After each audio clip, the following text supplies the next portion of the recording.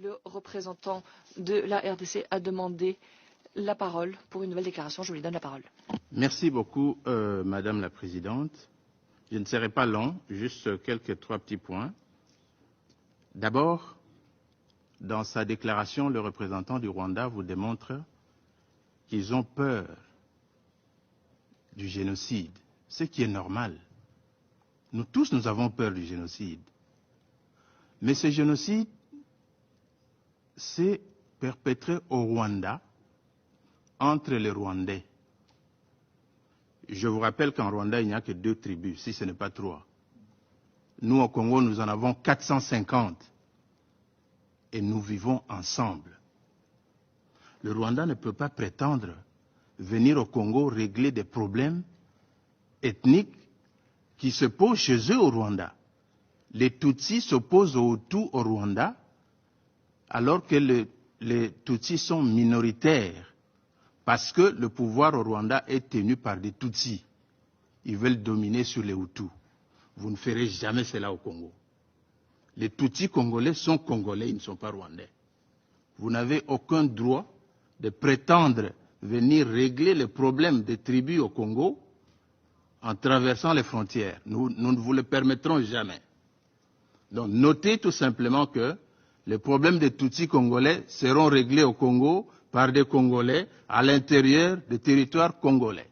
Restez chez vous. De deux, le représentant du Rwanda a peur de la rhétorique. Il parle de la rhétorique, il parle des discours, de menaces qui ont été proférées contre le Rwanda, qui prennent au sérieux. Mais eux, ils ont envahi le territoire d'un pays. Ils sont sur le territoire de ce pays avec armement, avec troupes, avec des lance-missiles, des lance-roquettes. Et ils ont peur de la rhétorique. Nous prenons bonne note de cela. Enlevez vos troupes de la RDC et vous n'aurez pas peur de la rhétorique.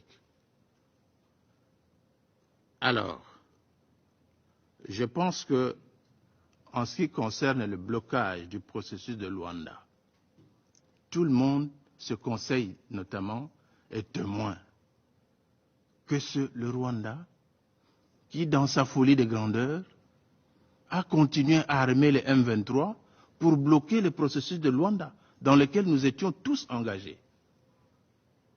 Ce processus a des étapes.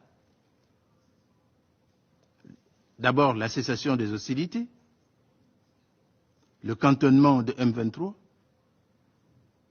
le retrait des troupes rwandaises du territoire congolais, et ainsi de suite.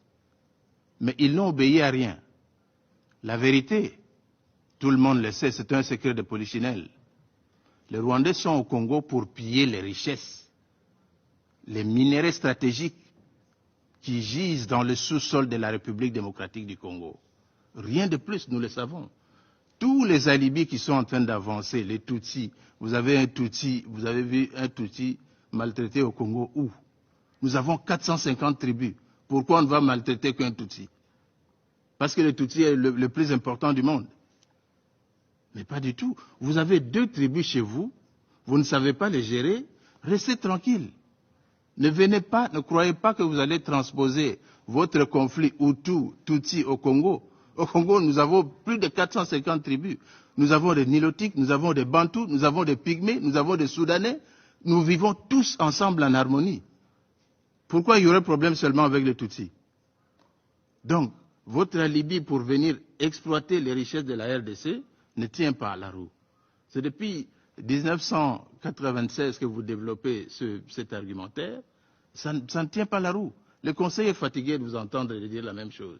Quittez le territoire congolais. Vous vous êtes assez enrichi comme ça suffit quand même. Chaque chose a une fin. Merci, Madame la Présidente.